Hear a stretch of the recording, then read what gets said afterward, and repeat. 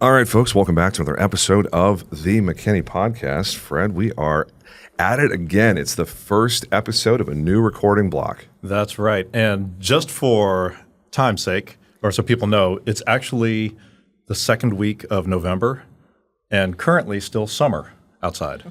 It was 87 degrees yesterday. Yes. Everyone was like, oh, it's fall. I was like, not so fast. Right. It is false fall. Yes. Or fool's fall, That's if right. you will. It's our second go around. Yeah. We actually had break out the coats and the sweaters type thing. It was a couple weeks ago. 39 degrees about a week ago. Yep. Wore the sweatshirt for the first time since April. And then 87 degrees yesterday. Go figure. Yeah. Never know. It's Texas. It changed Oh by the my hour. gosh. It's wild. I've got my boots and my flip-flops Right? side by side. Yes, that is so true. And Thursday, apparently, we're supposed to get like some massive rain. So, You know, do there's it. nothing ever changes. The weather is always something worth talking about. yes. But we are starting this block with a real banger. One of the things that this podcast really exists to do, and there's my camera. We're still figuring out where the cameras are. One of the things this podcast exists to do is promote the nonprofit community, the charitable work that is being done in our community. Because as the saying goes, any city, any community is only as strong as its weakest, most vulnerable members. And really excited that we get to have Kellie Maynard. Did I say her name right? Yes, Kellie you Maynard. did. She is the Chief Development Officer of Samaritan Inn. Anyone who's not familiar with Samaritan Inn, you really should be, because they're doing extremely important work in our city, helping the unhoused, helping vulnerable populations get back on their feet. Kellie, thanks for joining us. Yes, I'm happy to be here and happy to share anything and everything I can about Samaritan Inn because, as you stated earlier, it really is about community and being able to give back to community. So thank you, both of you, for spotlighting Samaritan Inn today. Oh, absolutely. Okay, so before we get into that, just a quick, brief bio. So you hail from what I call, North Texas, Kansas, right? Yes, Okay, yes, so I do. tell us, in 30 seconds, how did you get from there to here, and what did that look like? Sure. So my husband of 30 years and I were high school sweethearts in Kansas, and I was with JCPenney's right out of college and was moved around several different places. And in 1998 was promoted to the home office. I was a buyer in the home division. So that's how we got to Texas. How I found Samaritan Inn is when we moved here. My husband and I are very service orientated, and we were looking for a place to take our children. Keegan and Carson at that age were 5 and 7. And Samaritan Inn was the only nonprofit in the area that you could bring your children 5 years and up. So I've actually known Samaritan Inn for about 15 years because of the volunteer side of it.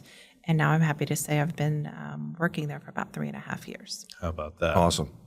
Now, but you just had a heart for service while you were at JCPenney. Did you have any other nonprofit organization type experience before coming to Samaritan Inn?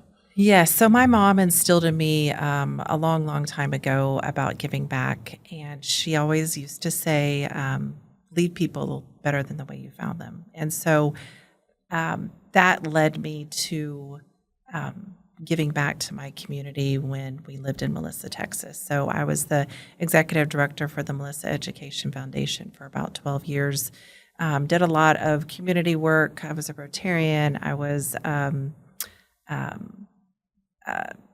I did a lot within the boys' schools, children's hospital. Didn't you win an award? I did. Okay. I did. So I won the Come on, Paul get Harris little- Award. that's right. Yes. Mhm. Yes. Tell us about that. I sure did. So I was very happy to receive that award based upon my many service hours. I was also an integral part of the Interact group within our high school, led that for about 10 years, and the RILA, the Rotary Youth Leadership Camp. So we would send campers to the leadership camp every single year. And then I did win Community Member of the Year in 2019. So I'm all about giving back, and I'm all about our youth because our youth are the future. Okay, so just out of curiosity, you said that your mom kind of instilled this in you. I like to say it's a drug problem. As a child, did you have a drug problem that your parents drug you to places? All the time. And so, did you resent it initially? Initially, it scared me, honestly. I mean, my mom was a nurse. There would be times we would literally be driving on the highway and we would come upon an accident and she would pull over and get out of the car and help. Was it ever like a house had fallen on top of a witch sort of thing? Oh, Right. No. The Dorothy. How you got to right? go there, man? Come on. Kansas. The Dorothy. Yeah, we did have a cute little dog, Toto, for sure. Really? But but yeah, I mean, there was many times like that, and just seeing her lead by example, and the way that she would take people under her belt and train them up, that definitely led me into the nonprofit sector. And it wasn't easy at first moving from the for-profit to the nonprofit, Sure. but you are able to see instantly the good that we're able to do for people versus having to wait in the corporate world for that to happen. So, Okay, so let's hopscotch a generation. You mentioned Keegan and Carson. yes. They'll both begin with K or C? Oh, we're all Ks. All Kelly, Ks? Kevin, Keegan, Carson, Cosmo, Kentucky, and Kansas. Oh my gosh. That's crazy. I did that to us. So Yes. when you met your future husband in high school, was the fact that he had a K name like put him at the top of the list?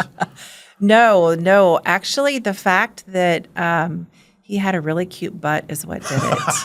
If I'm being completely honest. Alrighty, so Mr. Maynard? Mr. Maynard got the bouquet.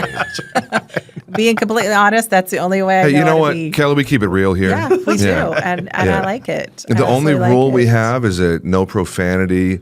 Other than that, it's. I mean, Yeah, whatever. you will not get that from we me, want to so. be a kid-friendly show because we know there's a lot of moms that listen to this while they're Oh, driving, yes. doing stuff around town, running errands and Absolutely. whatnot.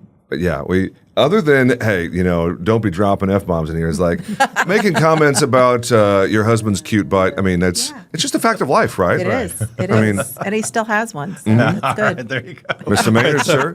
Hashtag still got it. There you go. It's just the nice curvature, right? It's a cupping. Yeah. And We'll we're leave it done. at Sorry, that. guys. We're done. We'll leave it at that. All right, so back to your Thank you for that, Fred. You got us I did completely. not say He that. drew you off sides there. I saw that, Kelly. He pulled you into that. Offsides. So obviously you're a we Chief- are a big football family. So you're a too. Chiefs family? We're Chiefs a Chiefs. fans? We love our Okay, Chiefs. so- we try to get home as much as we can to So see the game. there's a wild debate out there Mm-hmm. that the refs are actually part of the Chiefs Yes. community. Is that Yes. true? I hope not. I hope not. I mean, I will say we love to watch Mahomes. He is amazing to watch. He's a playmaker. He is, and our youngest son plays football at Sam Houston, so we do love some football. But share the love. It is time maybe for somebody else to win a few games too. So what you're saying is you're bored of the hardware. Well, you've racked up your own hardware, but We have enough trophies. Yeah. Let someone else have a turn. right, or have to start waving the other hand. Exactly. But your boys. That's what I was going to when I thought about this.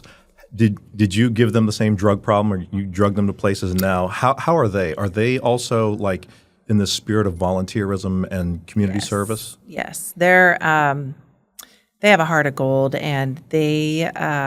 My oldest flies for American Airlines. He's a flight attendant out of Boston, and I cannot tell you how many accolades he's received already just for his kind and humble customer service. And then Carson, our youngest, he is also humble and kind and leads very well on the field and off the field. I think it's really important to, again, be completely transparent and open with your kids and take them with you everywhere you can go and show them, lead by example, because that's the ripple effect. I'm really big on the ripple effect. So Yeah. if we can get our kids jazzed about something, and then their friends see that and their friends see that and they take that on into their life. And I think that's what we need more in the world is to create that ripple effect and lead by example. I was having this conversation yesterday with one of my very close friends. Bob, shout out to you if you listen to this. He has a hangar over at Aero Country. We had lunch yesterday, and we have been planning to go to Ireland for a golf trip. And we decided yesterday to cancel that trip because of several reasons, not the least, which is we're getting old, and the idea of playing 6 rounds of golf in 7 days is kind of daunting. But in that lunch, we're talking about what to do instead, because that was just going to be a couples trip. And the logistics of having someone else take care of your kids for a week is kind of crazy to think about. As our kids are 8 and 6 years old right now. But at the lunch yesterday, I articulated it. It was like, I'm at a chapter in life when I don't really want to travel without my kids. I want to travel with my kids. I want to take my kids friggin' everywhere. I want them to see everything. Love my parents. They did the best they could growing up. I've never traveled internationally with my parents, ever. I'm 41 years old. I've never traveled with them outside of the country. And it's like, I don't want to go somewhere without my kids. If I'm going somewhere my kids haven't seen, like, well, can we bring the kids? Like, let me just think logistically, is this possible? Because I think there's this escapism in parenting where you're like, oh, I need a break. It's like, you'll have a break when they leave the house. Right. And every time I lose sight of that, my wife says something like, well, I mean, when they're in college, you'll have all the break you want. Yes. It was like, oh. Yes. Punch me in the gut, why don't you? I agree. Ours are 20 and 22, and I was just telling one of your staff members, we just moved from Melissa to McKinney, and we're now empty nesters, and we still, every summer we took a 2-week big road trip trying to see all 50 states. I think we're about 8 shy of seeing all the states, but we still do our big trips with the boys, and a lot of my friends will tell you that never leave home without them because we're in that different stage of life. So I remember when they were 6 and 8, and the conversation now at 20 and 22 as they're young adults is so amazing and so enriching. Now I miss when they were younger, and I miss doing all the things. But again, every season has its stage, and I have to tell you, I'm really enjoying this stage and being able to travel with them and make all those memories, because life is short. My parents died at a very young age, and so I really am soaking up all of this time and making those memories because, hey, that's what counts. That's what makes a difference. That's right.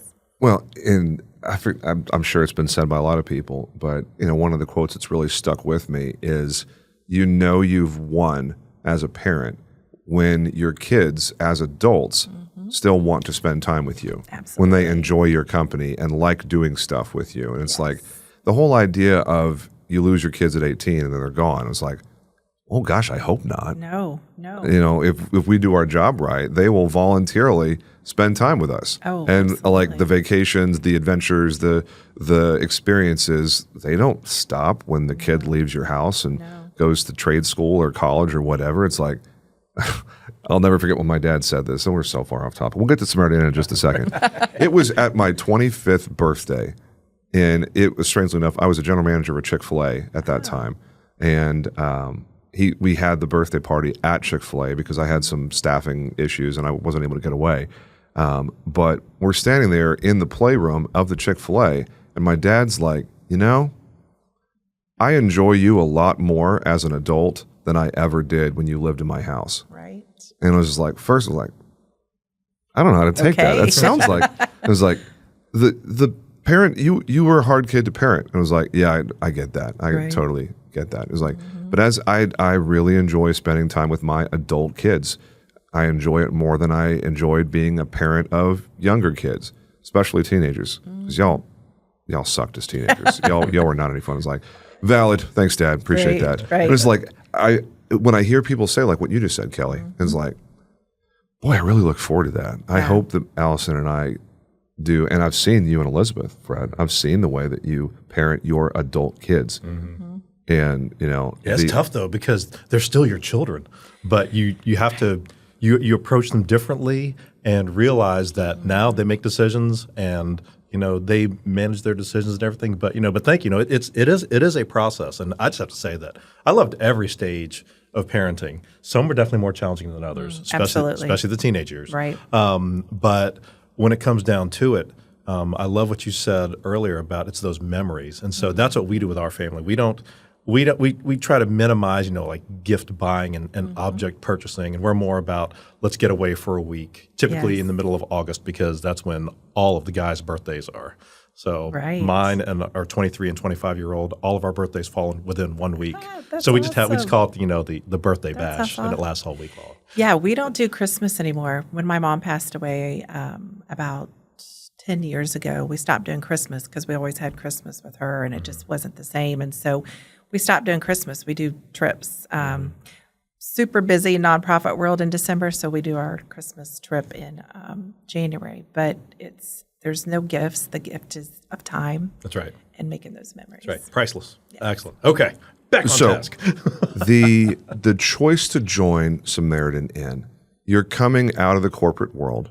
You were a buyer. You did all kinds of big logistics, make things happen stuff in the corporate world. What was it about Samaritan Inn that drew you in? And you said, this is how I'm going to spend my effort. Yeah.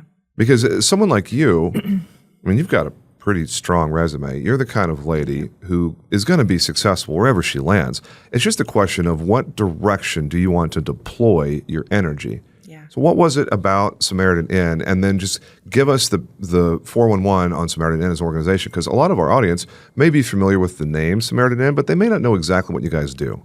Sure. I will tell you that a big part of it was when my mom passed away. I felt like I needed to do more. I wanted to do more. I wanted to have more meetings. So, and I literally ran into an old friend from JCPenney's at a Christmas market and just catching up. And she was doing some volunteer work at Samaritan Inn. And I casually said, I would love to work for Samaritan Inn. And she goes, I think I can make that happen. So long story short, that's kind of how it began, and just knowing that I wanted to make a difference. And so I started in the program side, the career development, financial literacy area, and then quickly moved over to the development side. And so that's kind of how my journey began. And like I said, I've been there 3.5 years and absolutely love it. It's funny how you say that a lot of people may not know about Samaritan Inn, and that is true. I mean, we've been around for 41 years, almost 42 years, and there's still so many people that don't know who we are or what we do. We even get some people that think we're a motel, and will literally call us and say, do you have availability for a room? And do you have room at the inn? At the inn, yes. Wow. So, and we don't. I mean, especially these days, we are a full comprehensive wraparound housing program. And that makes us very unique because of our 4-pillar program, our financial literacy, career development, case management, and mental health counseling. So we are not just 3 hots and a cot. We are so much more than that. And all 4 of those are critical components. They are. And I was on your website. I actually did research this time, Fred. You'd be proud of me. I never do research. I like to come in blind and learn right along with the audience. But I knew that this is a very important episode because of what's happening in just the nature of housing and homelessness in general, especially in McKinney. But when I think about the issue that you guys are trying to help solve for our community, all 4 of those pillars are individually essential. They are. All 4 of them. They are. Because the whole notion of a hand up instead of a hand out, and enabling someone's poor decision making, enabling someone's laziness, enabling someone to stay where they are and be a taker instead of a maker. I think humanity we're built to do things. We're built to build. I believe that, God made us. I follow the biblical Christian worldview. God made us in His image, and God is a maker. He's a builder. He's a creator. So I think when people have let life get them down, and that drive leaves them like a caged animal in the zoo where you can just see like their dead eyes. They don't have that wild spark anymore. When someone's received handouts for a long time and they lose the ability to think like a maker, like a builder, it's such a sad thing, because that individual deserves more from their life. And whatever's happened, to put them in a situation where their survival instincts kick in and they become a taker by default. They work the system and try to get what they can get, and who cares where it comes from. I'm going to get mine. There's there's a lot of toxic attitudes in the unhoused community, but they're all learned behaviors. And they're all just parasympathetic nerve response, survival, the flight or fight thing kicks in. Right. So all four of those things, career development, like education, helping people, financial literacy, like how does money work? How does credit work? Right. Like, do you, like the basics of a bank account? And like, Yeah. how do you get out of the situation you're in? Absolutely. So we don't have recidivism where somebody goes to a lot of effort to help them get out, and 6 months later, they're right back where they started. Right. Yeah. That is what you guys are trying to fix. We do. And to your point, I'm a believer, and I believe that God meant us for community as well. Yeah. Right. And so at Samaritan Inn, it is community living. So we have an average about 170 people on any given day, and more than a third of those are kiddos. So it's community living. We have one floor that's all women, one floor all men, and one floor that's for families. And so each family gets their own room, but the men's floor and the women's floor, it's 4 to a room. So it's community, and it's not for everybody. I mean, we will have people that come into the shelter and maybe they're only there a couple of weeks or a month, and they're just not ready yet, and that's okay, because what Samaritan Inn prides itself on is meeting people where they're at. We don't judge. We welcome all. Yes, we have, the bar is set very high. There's rules and regulations, and drug and alcohol free, and you have to do your chores. You have to have a full-time job while you're there. You have to be attending all of those financial literacy, career development, case management, mental health counseling classes. So you have to be doing all of this at the same time.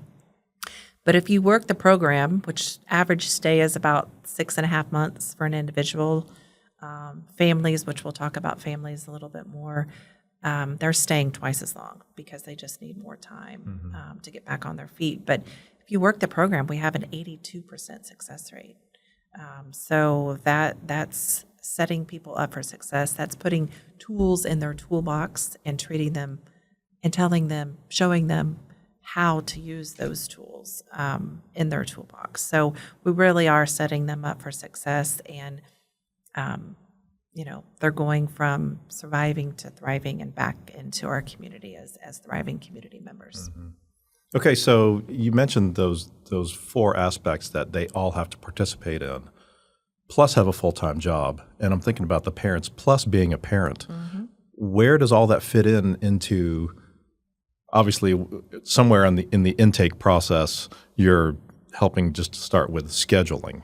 Right. But I know a lot of people have nighttime jobs and some people have daytime jobs. So do you have you offer these things 24/7, or We do you do. got really? We do. So we are staffed 24/7 in the residence building. The residents have a 9 p.m. curfew. So everybody has to be in their rooms at 9 p.m. They don't have to be asleep, but they have to be in their rooms unless they have a night job, which we do have several families that one parent works at night because the shift differential at night is so greater. So as long as we have something from their manager or their boss saying that they're working at night, they can do that. We also provide sack lunches. We make about 80 sack lunches every single day. I say we, our volunteers, we could not do it without our volunteers. I call the volunteers the heart of the inn. We have about 1,100 volunteers a year.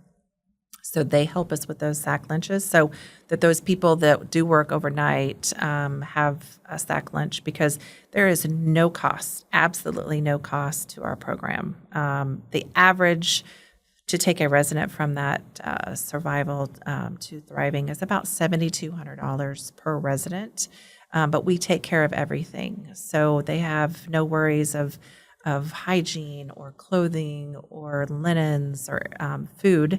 We have 3 chefs on hand that make breakfast, lunch, and dinner every single day. When we started seeing more and more families, really started around COVID, we changed our dining time to honor dignity. We are really big on dignity and giving people dignity that they already have that they may not realize that they need to own. So mealtime, 5:15 to 6 o'clock are our families, and 6 to 6:45 are individuals. So again, we've been around 40-some years, and so there's so many more efficiencies and so many better ways that we are equipped today than we were yesterday and the day before. Mm-hmm. And so I took a recent tour of the Samaritan Inn in the spring, and so much has changed since the last time I was out there. You have a massive dining hall and a full industrial kitchen. We do. And so, just from the food aspect, that's probably a tremendous portion of your budget. Recently, so once again, a little establishing thing here. Our government just went through this massive long shutdown, which affected SNAP program and many other things. How did that affect the Samaritan Inn? Yeah, so the government shutdown really affected us overall with the takeover of our new food pantry, so formerly known as Community Lifeline Center, now the Samaritan Inn Food Pantry.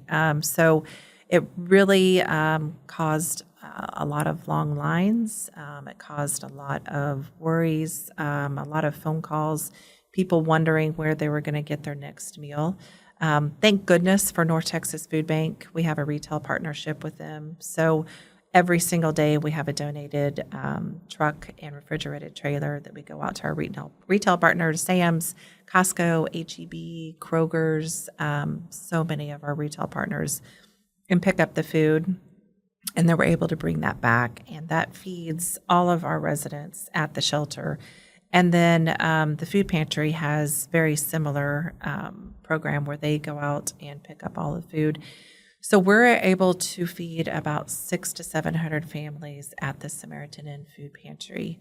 I will tell you what we have seen with the government shutdown in the last several weeks is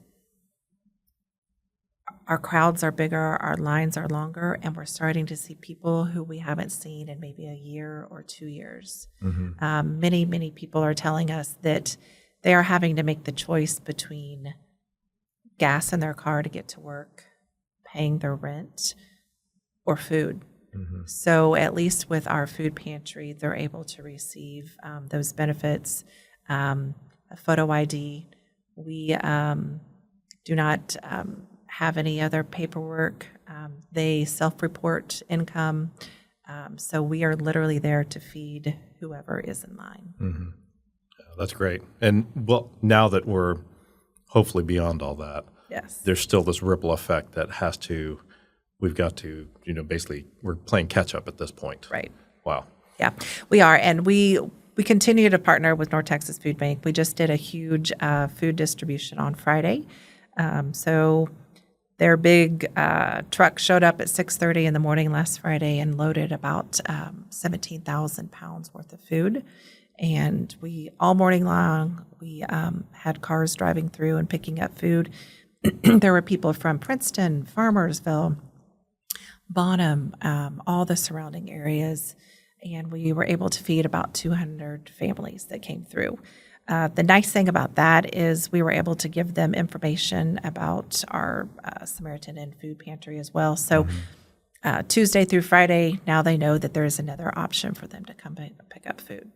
No, amen. That's, there's so many things that I believe most of us just take for granted, that we have a home and we have things expiring in our pantries at home, and we don't think twice about, here's my house, here's where I, lay my head down at night and all those other things. And, in that tour, we got to see some of the family accommodations. And, my thought was, that's great if you have small children. But once they become teenagers, it's tight. It is tight. And so do you have a time period that expires for residents where, this by this date you have to be out?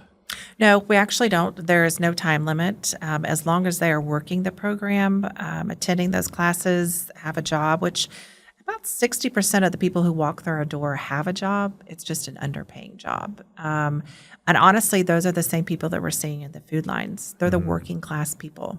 It's your neighbor. It's your friend at church. It's that working class people.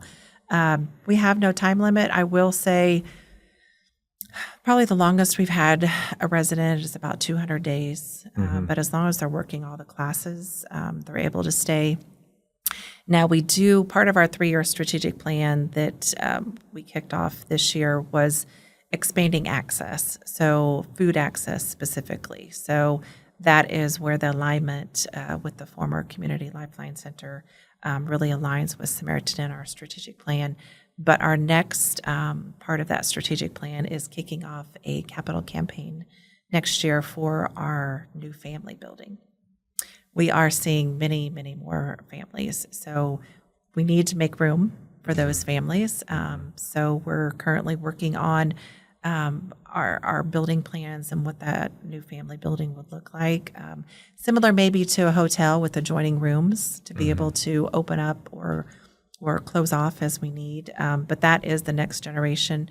Right behind that is the boomers.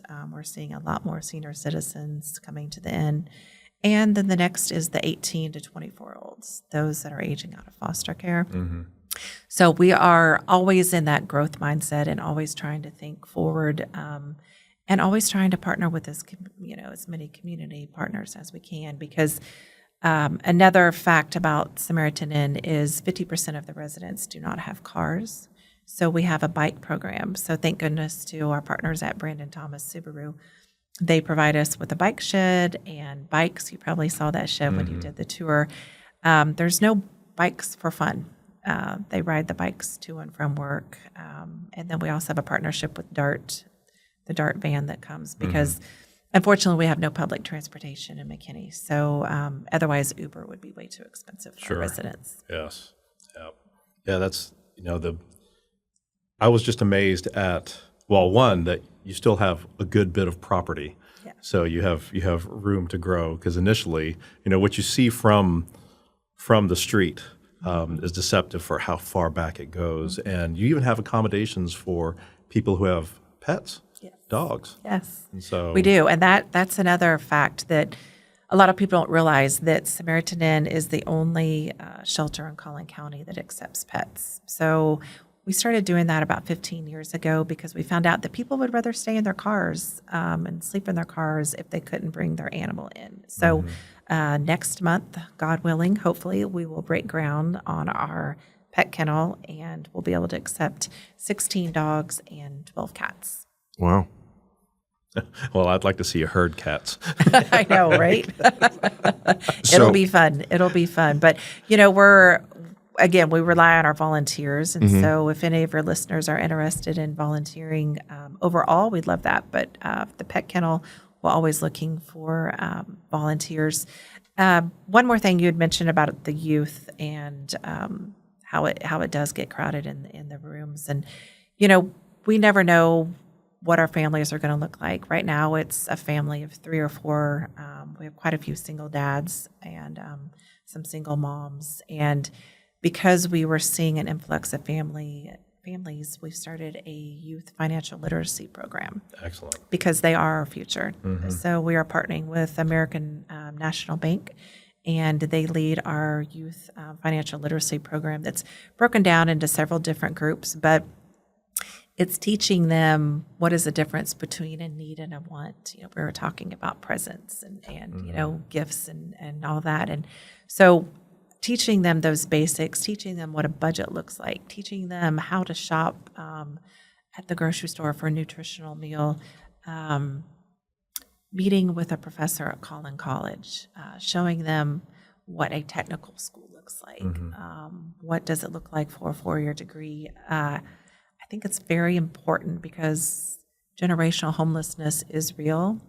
So again, if we get these kids jazzed about their future, because where they stand today isn't where they stand tomorrow. That's right. Right? And being able to show them all the things that are available in this world that are at their feet, and guiding them along their journey. So that's very important. I think it's really interesting to think about your intersection between education and now helping to fight the impact of the unhoused and just housing and food insecurities and all the things. Because you spent 12 years, you said, at the Melissa Education Foundation, which as some, you're talking to two guys who have been very involved with the McKinney Education Foundation, involved in their fundraiser this year, and really just got on board with the mission and thinking about how important education is for creating opportunities, for creating vertical mobility,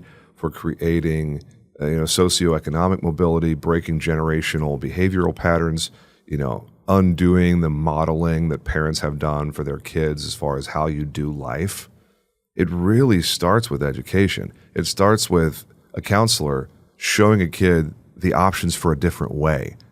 And, when you think about how do some of these kids get out of the situations that they're in, some of them have never even contemplated going to a 4-year traditional college education. That's just not in the cards for them. But vocational training, technical training, apprenticeship in a trade.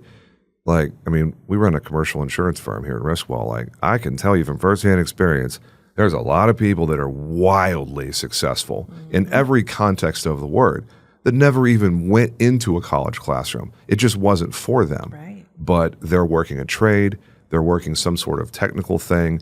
They are, an entrepreneur, a solopreneur, handyman contractor, diesel mechanic, welder, plumber, electrician, whatever. There's literally dozens of fields that most of these kids probably haven't really contemplated that are very low barrier to entry and a wonderful way to kind of find your footing again. These kids aren't going to go to an Ivy League school, but you don't have to. There's no reason to think that that's a requirement for living a good life. Yeah. And I think it's not until we as a society, all of us, it starts with the neighborhood, the family, the individual city and whatnot, we start to look at places like Collin College, for instance. Wow, what an asset. Yeah, it really is, because, I think the myth about homelessness is that all homeless people are druggies and alcoholics, and that's just not true. Not even close. Not true. They're one crisis away. They're one loss of a job, one loss of a spouse, one loss of a health scare, medical one bills. medical incident. Yes. That's right. There's so many different things. And to your point, the kids are the innocent ones, right? So yeah. As families come in, and don't get me wrong, we have professors, we have nurses, we have teachers. We have a little bit of everybody that call the inn home. But we want to make sure that our youth is best prepared and has everything that they need to become successful. We just recently hired a volunteer that has volunteered with us for a couple of years, and he was at the shelter as a child, and now he's giving back. So, love that. We have so many different success stories like that, but I do think it's very important. I have always been a big proponent of our youth, specifically girls, as they become young women.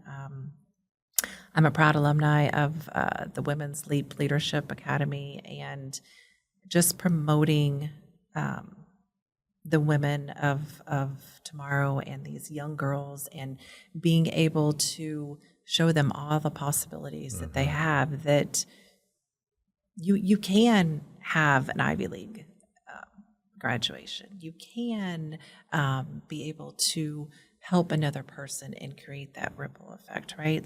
These are all the possibilities, but you have to have that willing component that has to be a part of it. But you also have to be led, to the water, right? You can't make them drink, but you can be led to the water. And so I think that is overall what McKinney does so well, is comes together and helps so many people, so many unhoused people. Some of those ordinances that were just passed recently, as much as I hated to see those happen, because I think as Justin Beller and City Council made the comment that something to the effect of, we're setting ourselves up for something that we won't be able to go back and erase. I think that's true. I think desperate people do desperate things. And so I hope what this continues to do is open up doors for communication and discussions, which it has. I think we've toured just about everybody on the city council. And so it's been a really good door opening and thought-provoking meetings that we're having of how can we all be a part of the solution and not just a Band-Aid. Because we see it. I mean, the homeless population is moving north. I mean, a lot of people don't realize, but we serve all counties around us. We have 33% of Dallas County residents at the shelter right now. So it's really is North DFW that we're serving. And so, again, if we're all growth-minded and we all are in the room and we're all talking about these solutions, I feel very confident we can come up with something to help our unhoused neighbors. Sure. And numbers-wise, just in McKinney alone, what's our current estimated population? About 220, give or take. About 220. And how many beds are there at the Samaritan Inn? So occupancy is 226, and we currently have about 170. And I'll tell you why we won't ever have that 226 is because our family rooms sleep 6 to 8 people, and right now it's 3 to 4. So, but yeah, 226 is occupancy. Kellie, last question here, and then we're going to run. There's so much more that's unsaid in this episode. There's no way to solve the world's problems in this. Not right here. This episode here. What is your call to action for the folks that are out there listening, watching on YouTube, whatever it happens to be? What do you want them to leave this experience, listening to this conversation, and then go do? Because this is one of those episodes where I feel like there's almost action required. Even if it's something as simple as asking yourself the hard questions of, when I pull up to the intersection and I see that person panhandling, why is my initial instinct uniformly negative? Why is my gut check reaction to judge that person in my heart? Even if I don't ever vocalize it. Even the call to action may be something as simple as examine your heart. Examine your motivations and the assumptions that you bring to certain conversations. Maybe it's you should volunteer. Maybe it's you should give financially. Maybe it's, hey, this is just an awareness. Keep us in mind when you encounter people that are housing insecure or food insecure. What's your call to action for the listeners? Yeah, I would say contact us. Contact me.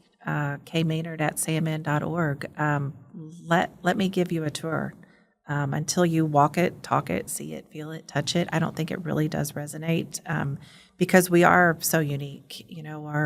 Our transitional apartments across the street, once they graduate the shelter program, they can go into these apartments for up to 18 months of reduced rent. So we really are in a position with our food pantry, rent and utility assistance, case management, counseling, financial literacy, career development. We really are able to meet people before homelessness, during, and after now. So the biggest thing would be let's have a conversation, right? Nobody can move forward until we're all in the room, all sitting at the same table and having these open, tough conversations because there's so many great people in McKinney. Yep. And I think these conversations need to have. I would be remiss if I didn't say financial need is great. Our funding is down. I think more and more people are looking at different ways to be creative. So financial need is always one of our greatest needs as we pivot literally each and every day. We're a cooling station in the summertime with the library being temporarily closed, and now we're a warming station. So the influx of people that we're seeing has created even greater of a financial need. So the biggest thing overall, I think, for the listeners today is spreading awareness. Everyone is a walking, talking billboard for us. So if you can tell a friend, if you can tell a coworker, if you can tell a neighbor about Samaritan Inn, and then come in and take a tour, we'd love to have you. Awesome. No, this is an issue that is near and dear to my heart, and I'm really glad that you guys made time to come over here and tell the story. In the interest of time, this is the end of this conversation, but we'll definitely need to have you guys back because, I mean, there's half the things we want to talk about. Yeah, we had some technical issues with this TV over here that cost us a few minutes. But, yeah, let's keep the conversation going, and thank you so much for the work that you do, Kellie. It is incredibly important in our community. She is Kellie Maynard, Chief Development Officer of the Samaritan Inn here in McKinney. This has been another episode of the McKinney Podcast. Take care.